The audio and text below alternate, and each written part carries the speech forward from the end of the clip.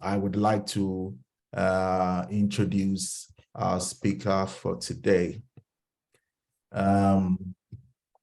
Great. So our speaker for today is probably not new to most of us.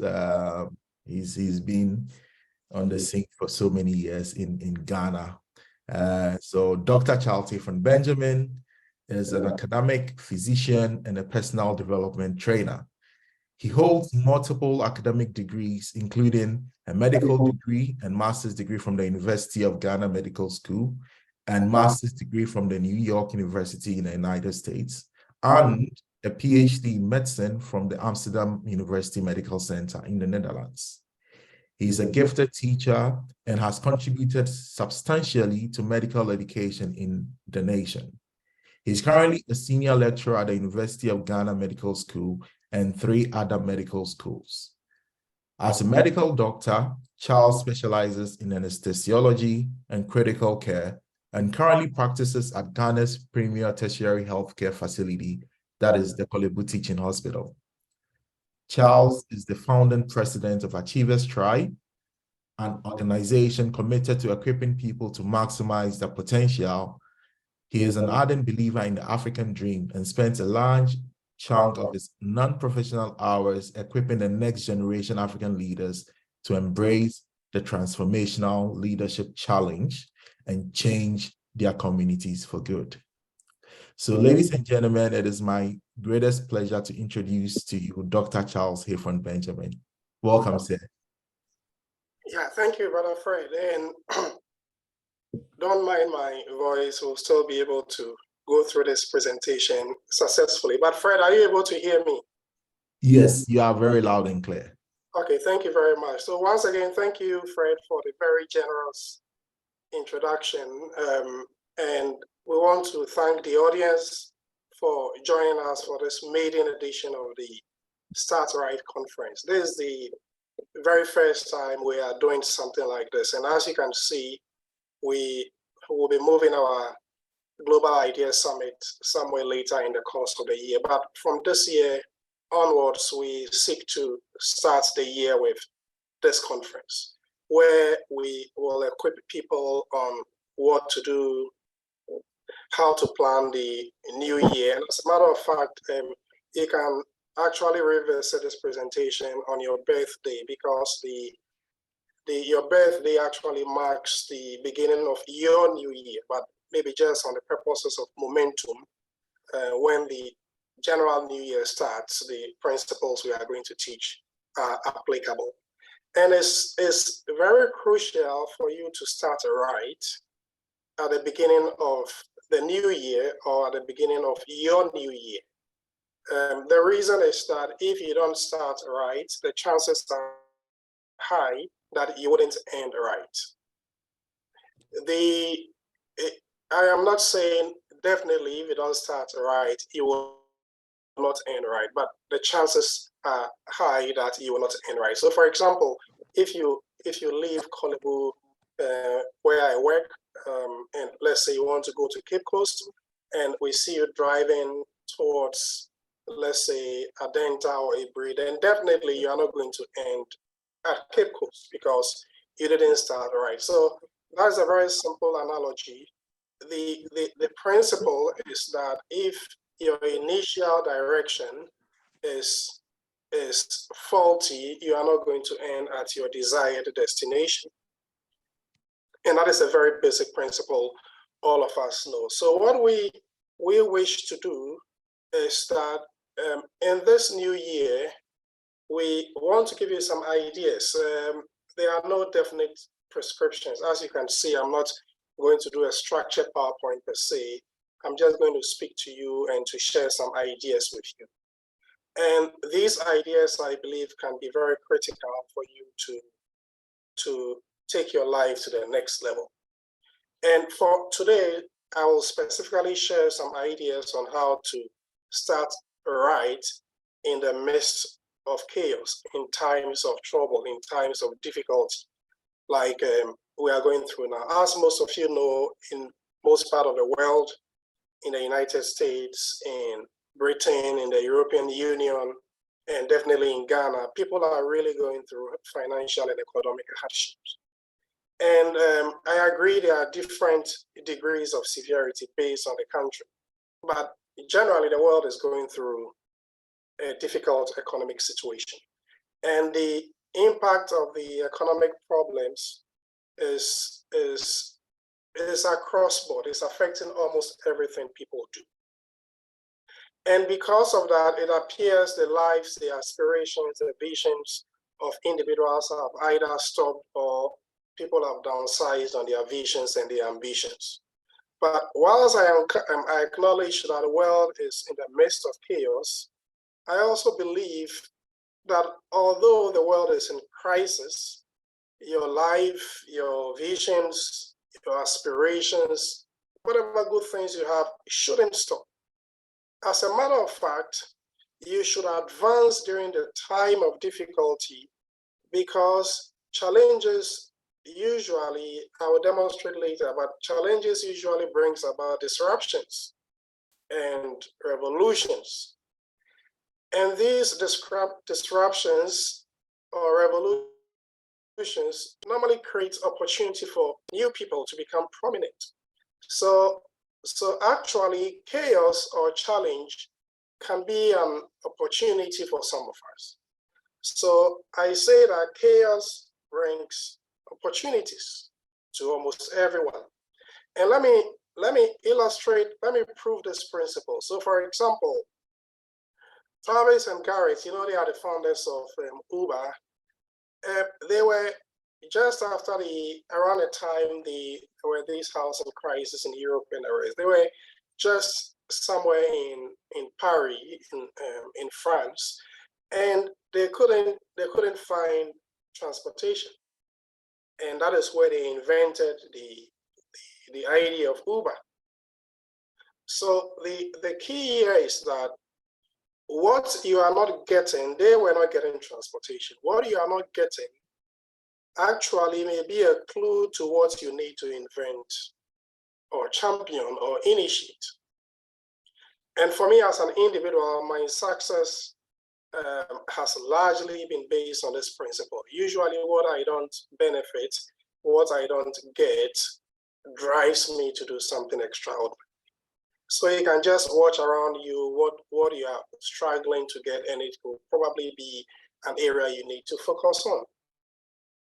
FedEx, previously Federal Express, most of you have received packages from FedEx. Actually, FedEx was founded in 1971, but they didn't operate until somewhere around 1973 or so, when there was the US economic recession.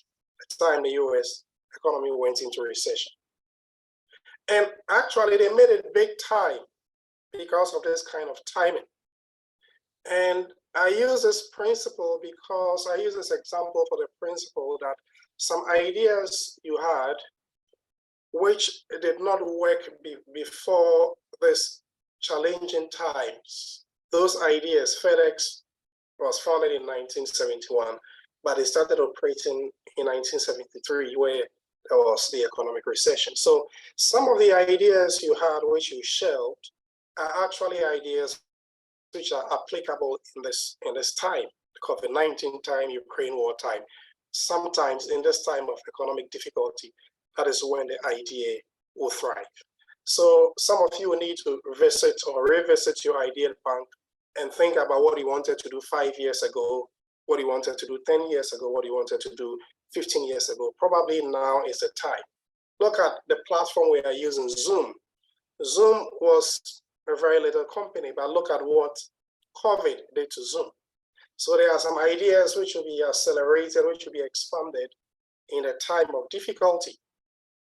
Tesla, Elon Musk's company, because of this whole issue about climate change, they've been able to cash in on this problem. Wherever there is chaos, there is definitely opportunity. So I want you to picture this difficult times in Ghana and the world as a time, 2023, as a time you are going to stand on the chaos to create something meaningful for your life, for your family, and for your generation. But having said this, a season of chaos does not necessarily make an idea blossom or an idea become successful. I believe that clarity is a cure for chaos. So anytime there is chaos, there is difficulty, then people who win big time are people who are able to see things clearly. And I've taught previously that there are three kinds of eyes you need to have to see in challenging times. I'll probably focus on the first one as we go. If there is some time, I'll touch a bit on eye number 2, eye number 3. But today I just want to speak on eye number 1. And please remember that clarity is the cure for chaos. Anytime there is chaos, those with clarity in the midst of the chaos are those who become champions. So remember, clarity is the cure for chaos. Chaos necessarily do not give you ideas prominence. It doesn't give flesh to your ideas. Ability to see clearly in the midst of the chaos is what is required. So in the midst of this chaos, I believe you need to see things differently, and you have to stop complaining like the masses complain.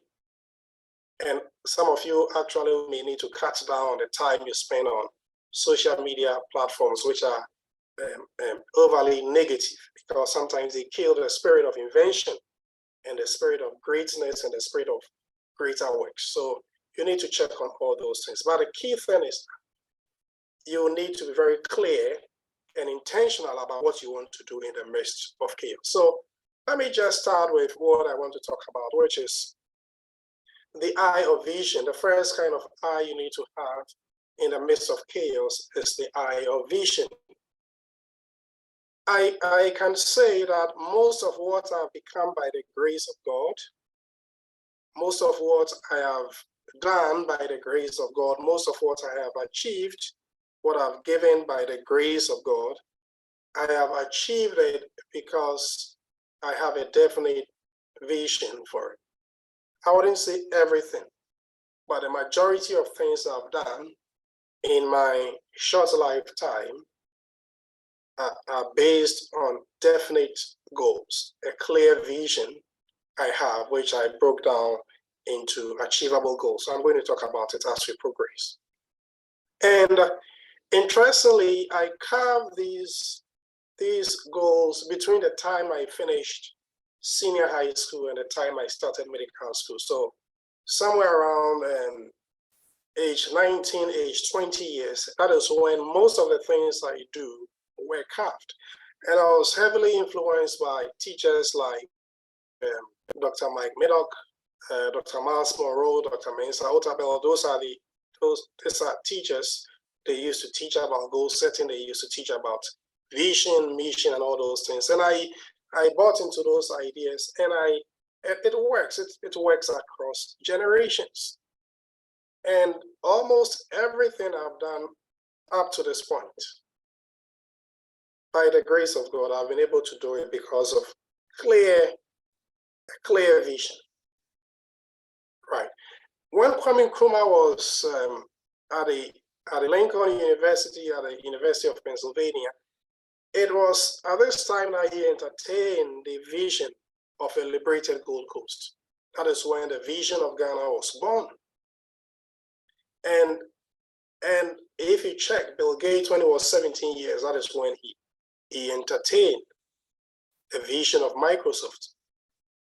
So none of you here is too young. I scanned through the profile, and we have quite a number of people who are less than 20 years joining us today who registered for the event. There are people in their 30s, 40s, and a few in their 50s. But regardless of your age, you need the eye of vision. As a matter of fact, if you start right, as I argued earlier, you are more likely to end right. Right. So every individual needs what we call the eye of vision, especially in the midst of chaos. And how important is the eye of vision? Very important, because vision is the picture of the future. So vision is not necessarily a spiritual term. It can be, we have spiritual visions, I agree. But I use vision in a mental sense on this platform, that vision is a mental picture of the future. Sometimes it can be a physical feeling. I don't have the time to defend this illustration, but I'll stay in the realm of the mental. So the mental picture you have of your future is your vision. And there are some few things vision does. As a matter of fact, vision has 4 fundamental functions. Function number 3 is that vision helps you to gather resources and focus them for a common achievement. So let me give you an example. Most of us have roof gutters in our various houses. So when you check the roof, there is this roof gutter. And I want you to follow this carefully. Let's imagine there is maybe a mild to moderate level of rainfall in a house with roof gutters, right? And let's assume all these gutters are channeled to a common reservoir. Although the rain was just mild or moderate in intensity, because of the roof gutters, the little rain which was harvested in or at different sections of the roof are all channeled via the roof gutters into the common reservoir. So if the rain is even mild to moderate, you are more likely to harvest a lot of rainwater with roof gutters. And let's take house number 2 without roof gutters. It can actually rain heavily, but if you don't have roof gutters as an individual, you will not be able to harvest the water. So those roof gutters, those channels are consistent with what I mentioned earlier. Those channels actually are just gathering the different resources for a common good. And when you have a clear vision in life, then all the resources you have can be channeled towards a common good. So regardless of how heavy or light the rain is, any house with roof gutters will harvest a substantial amount of rain.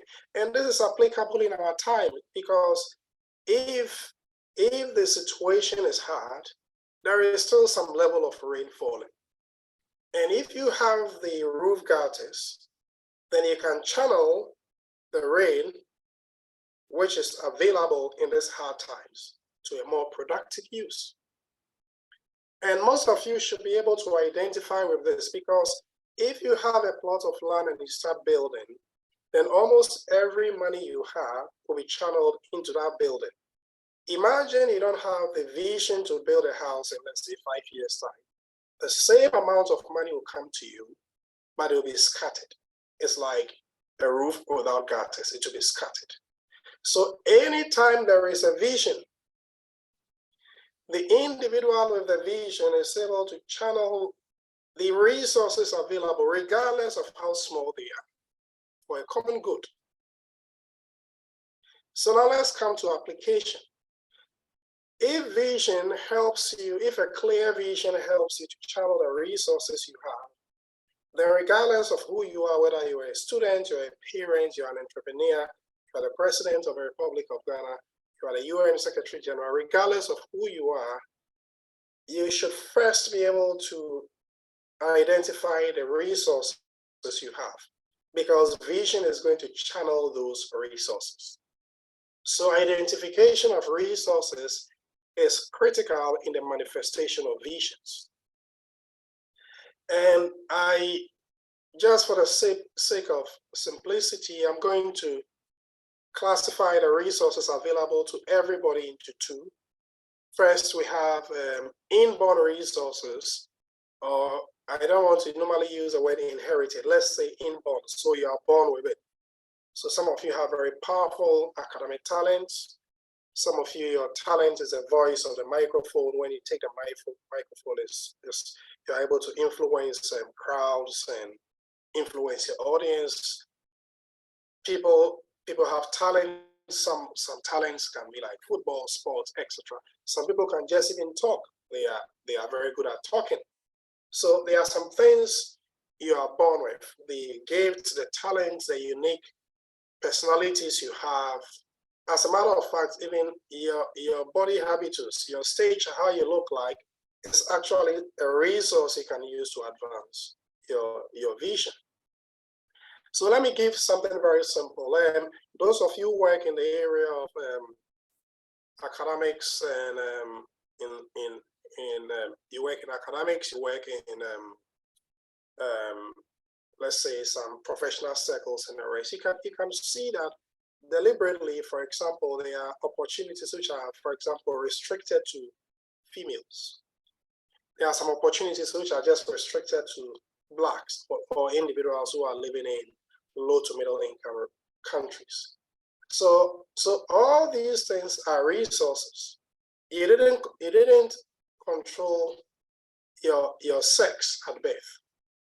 You didn't say I wanted to be a male or female. You were born as a male or a female for a reason. It becomes a resource. There is a reason why I wasn't born in Canada or in the United States. I was born in Ghana. And my nationality as a Ghanaian, as a matter of fact, has opened a lot of doors for me as an individual. So all these things are very powerful resources sometimes we forget about. So natural. And there is a lot of diversity.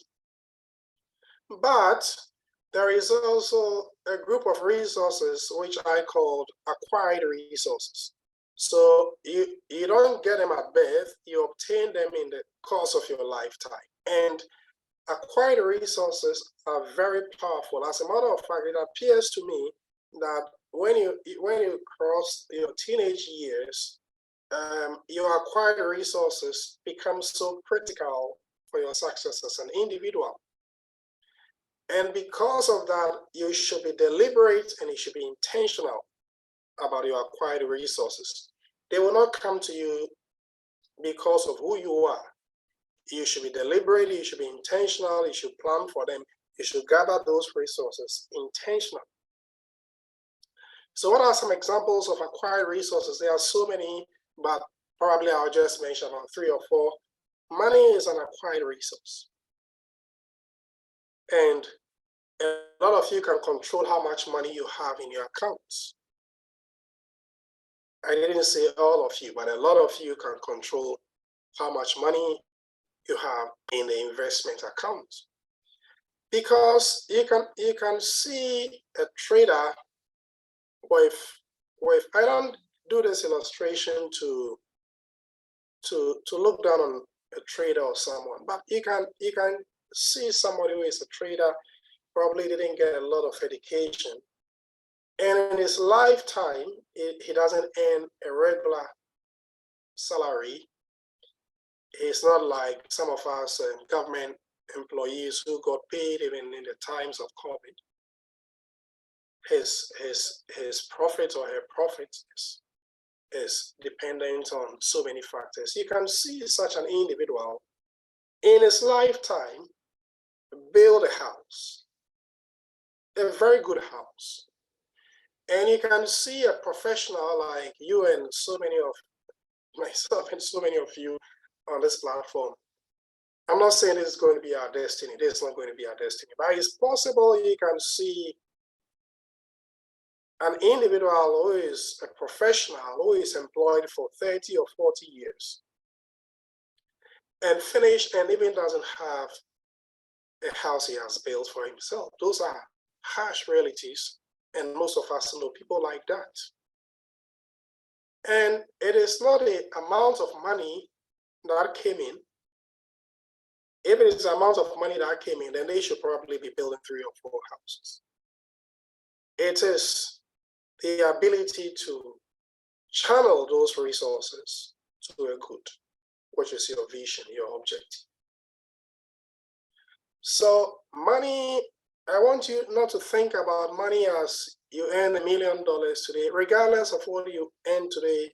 Some of you are even students. As a matter of fact, I remember when I received my support as a medical student, I used a lot of these support to start very important things in my life.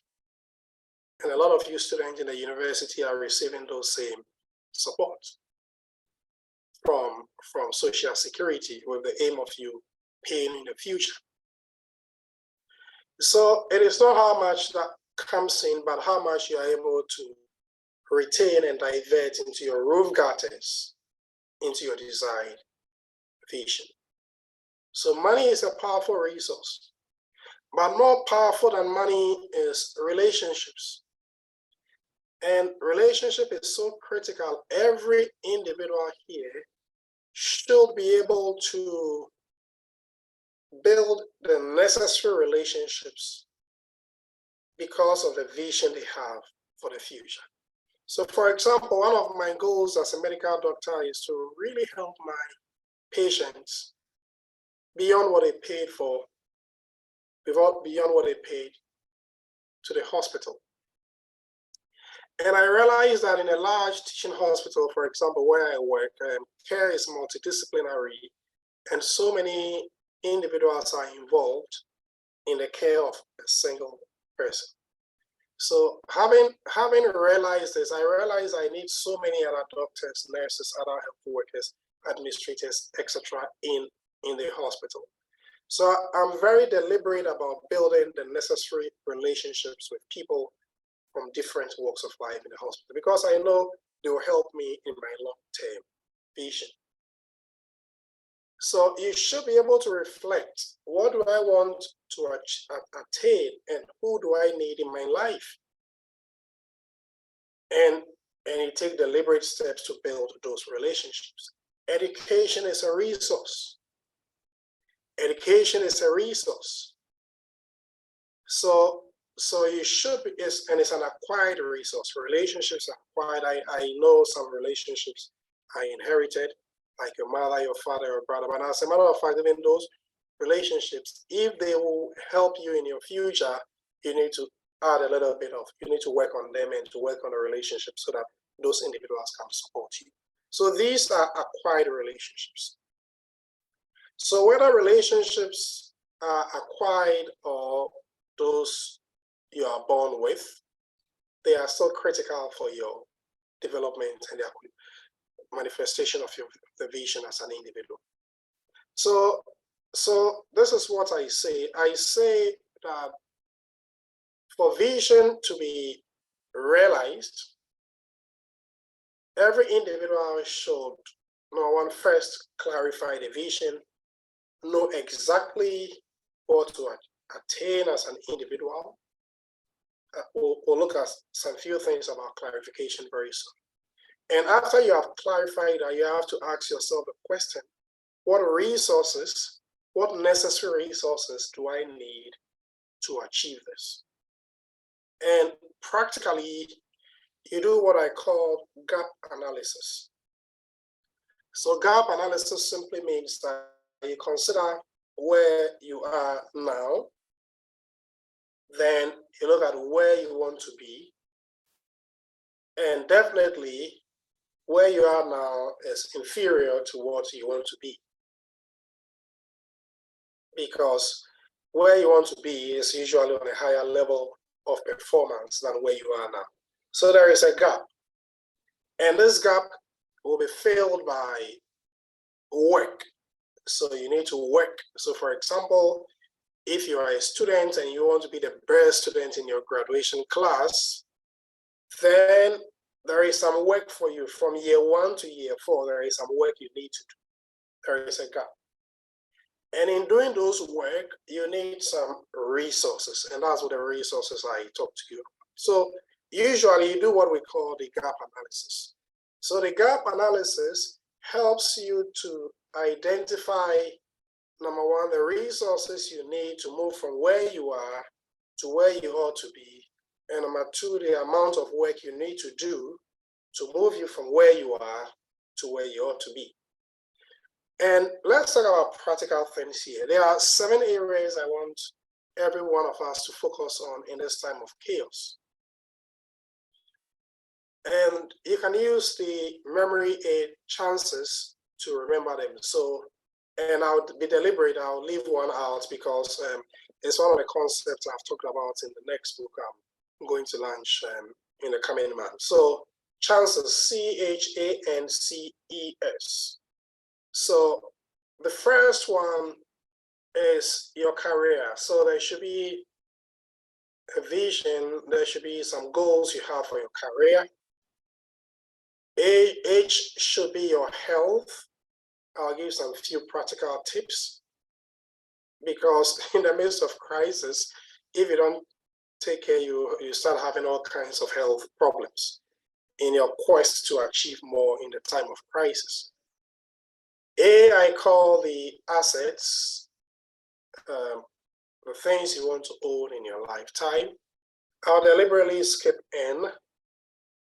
C is you should have goals for your community. So the first C was career, the second C is community. So chances, C, career, H, health, A, assets, N, deliberately skipped. Another C is your community. Then E becomes your education, regardless of whether the education has a bearing on your career or not, because some of the education, actually, some of the true things you need to educate yourself about may not directly be related to your career. Indirectly, yes, it will be, but directly it may not be related to your career. So education is critical. Then the S, I also consider to be very, very, very important, is your spirituality. So to illustrate, I'm going to give an example of how you do a gap analysis for each of these, after which I will share some ideas with you. So let's take career. Let's say currently where I am, I am a janitor, or let's say I clean washrooms in a university. So where I want to be may be actually to become the president of that university in the next, let's say, 15 years or the next 20 years. And it's possible because there is a story like that where one person who used to clean a toilet in a university in the United States ended up becoming the president of the university. So you can have some inspiration from that. And in our local setting, it's even possible because yesterday I was in a meeting and one professor was narrating as he said when he used to be the administrative head of a school, he made sure that everybody he used to work with was at a certain level of education. And he said that even is the lowest person he came to meet, he challenged this person to get a bachelor's degree before he left. So regardless of where you are in terms of your career, you can aspire to be on top of your profession. Now, if you want to be move from the cleaner, I'm not saying cleaning toilets is bad. All of us have started from very basic job. So the key thing is that you have to say to yourself, I don't want to stay at this level in my career. I want to move higher, probably to the higher. So you can have such an aspiration. And when you have the aspiration, then you're going to ask yourself, what resources do you need? And definitely in such a situation, the situation I gave, definitely you need education as a resource. And after that, then you ask the basic question, what kind of work do I need to do? How do I channel my resources? What short to medium term goals do I have to set? What long-term goals do I have to set?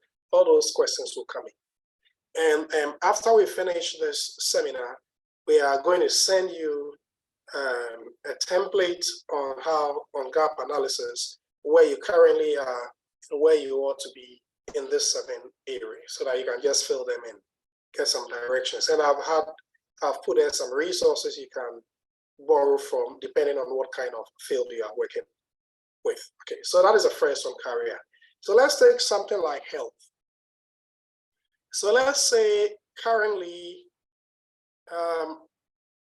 okay, so this time I'll move from negative to positive. Let's say currently I'm in good health. So my goal will be to maintain good health. And those of you who are growing, you know that you need a goal to maintain your good health. So you ask yourself the question, what are the goals I need to set? For health, you can set general goals, and you can also set specific goals based on what your body is looking like.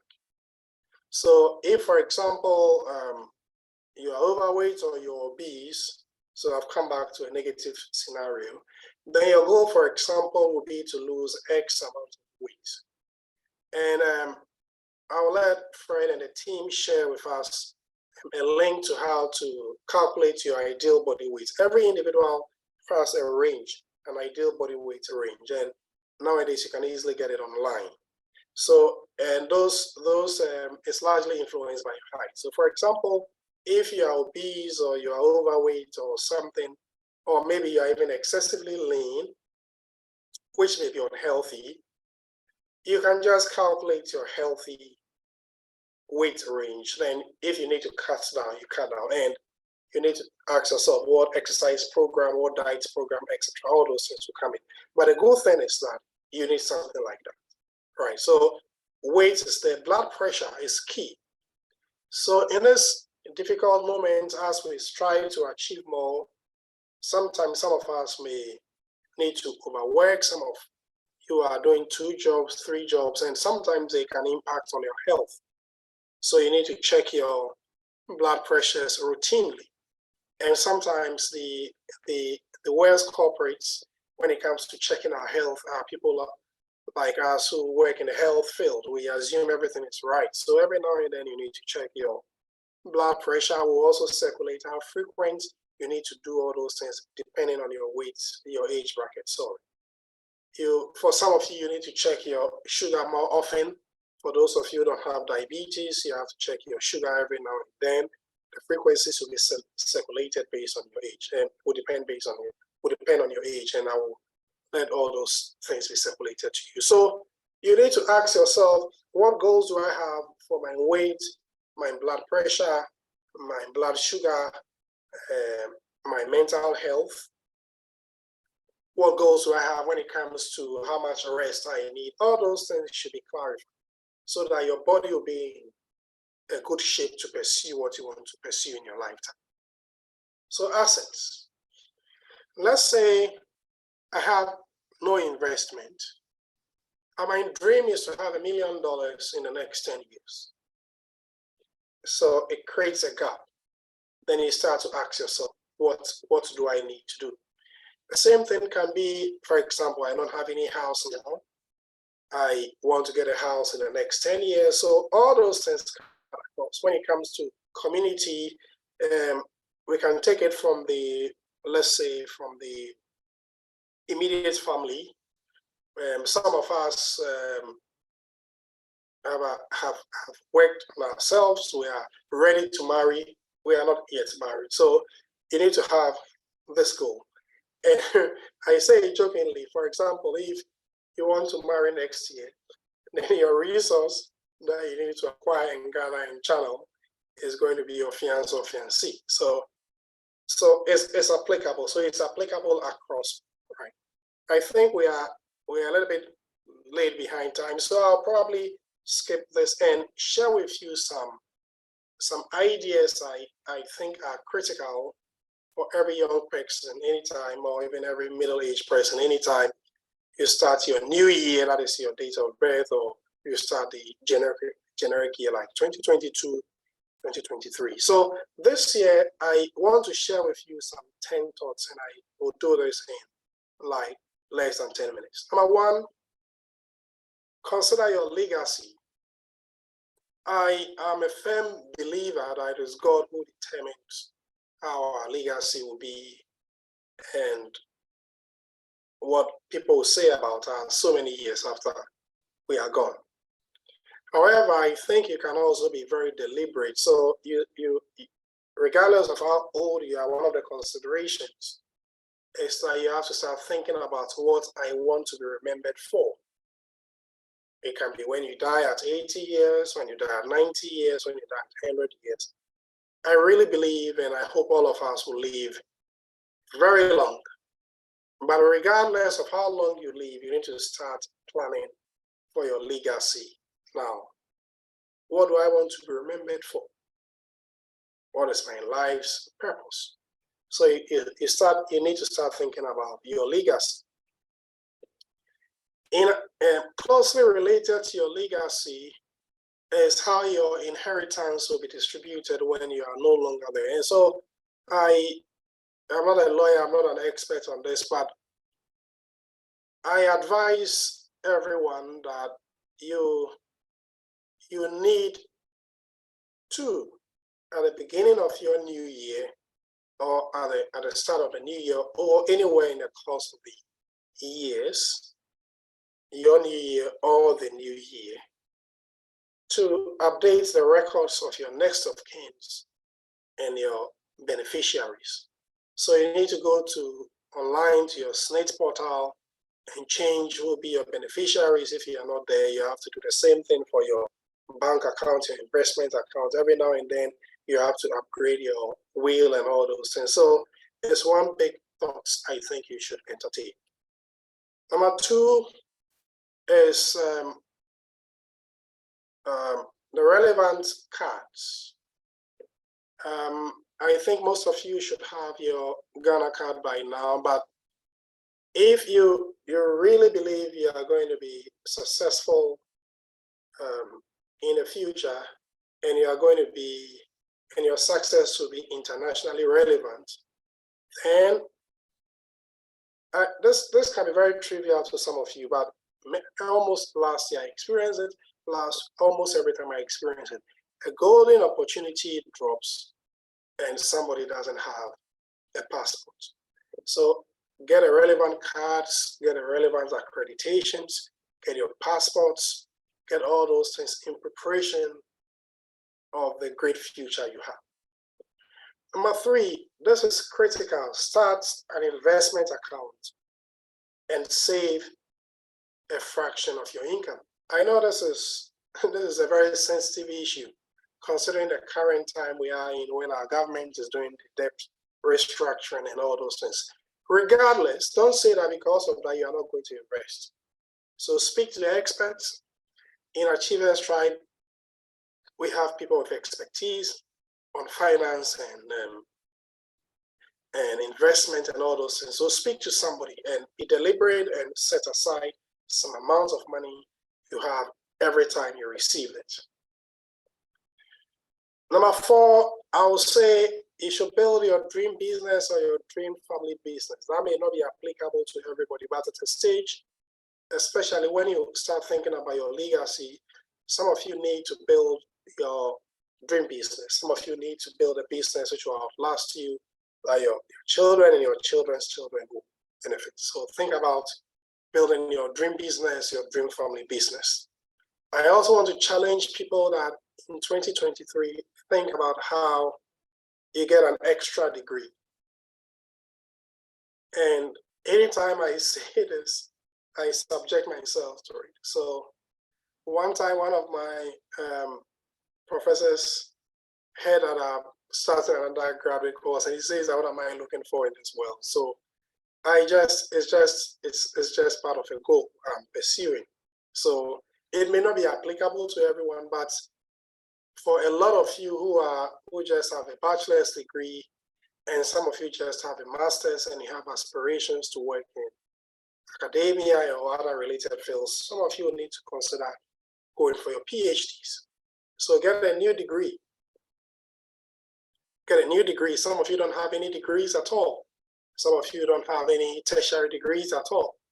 You probably stopped at a junior high school level or the senior high school level. You've come to Start Right 2023, and the speaker is telling you that go back and take your SRC, get your university degree, get your master's, and become productive in the area of academics.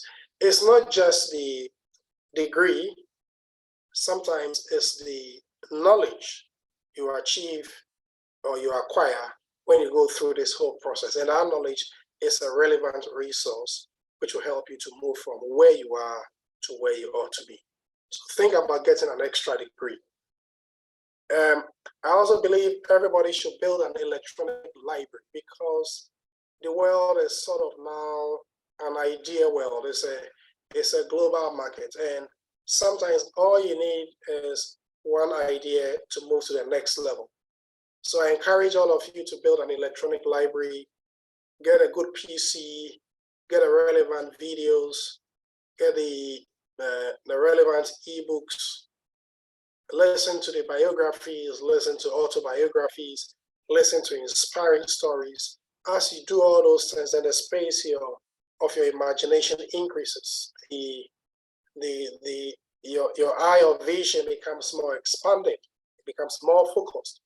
You get fresh ways of doing things. Electronic libraries are so critical. So I think everybody should have an electronic library and staff it with staff. Put in your personal development staff, put in your professional development staff.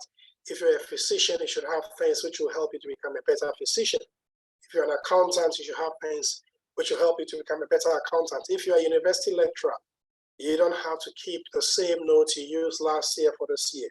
You should have a library that helps you to upgrade on your notes every year, year on year, year after year. So just get an electronic library, because it becomes an engine to push you and to fund what you want to do as an individual. Be an authority in one field. The world has very little space for generalists. Now it looks like people are becoming specialists and super specialists. So work on becoming an authority in at least one field, because it's that field that will bring you to prominence. Right? If you are general, you cannot rise to prominence. So in every field we work in, there is always a space for you where you can aspire to become the best in that field. So become an expert in one field. Number 7, work on winning at least one award this year. Awards are critical, especially those of you who are starting life. If you're a university student and you are applying for a scholarship and you have 1 or 2 awards in your CVs, it becomes impressive. If you're a professional applying for something else and you have awards in your CV, it's impressive. So be deliberate. When you hear about any award, students ask what awards are available in the course you are doing and aim at getting it, because it adds on something valuable to you as a person. Build a great network. Be deliberate, be strategic. Don't be a parasite. Don't wait till the time of need before you go and link up with relevant people. Be deliberate, start building your strategic networks. Build networks with people at your level.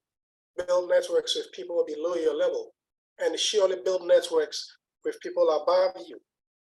As a matter of fact, there is a saying that you are 3 people away from anybody you want to meet anywhere in the world. So for example, I'm 3 persons away from President Akufo-Addo. I'm 3 persons away from, let's say Lionel Messi. What it simply means is that I know somebody who knows somebody who knows somebody who knows Akufo-Addo. And it's a very powerful principle. So build your networks well, right? And I also want to say here that very relevant in your network is God. So all of you should be able to build a closer relationship with God, because I'm teaching about vision and all those things, but there are some things which will come to you in life which you didn't plan for, right? So make sure in all your relationships, you keep your relationship with God very solid. I also say that buy a piece of land or start saving for a piece of land. And those of us who have pieces of land, start preparing to build your own house whilst you are young. because your dream home is critical. So I'll end by saying that you also need to plan to build your current family and your future family and establish a lasting legacy for your family. Because on many occasions, a lot of us become very successful and our families are not successful. So think about how you build a very solid family in the midst of you becoming a global icon, and think about how you help people in your nuclear family, and more importantly, as Africans, how you can even help people in your extended family, and beyond the extended family, even how we can help people who are not members of your biological families. So these are some thoughts I want you to engage with as you start your new year. Thank you very much for listening, and God bless you. I hand over to the MC.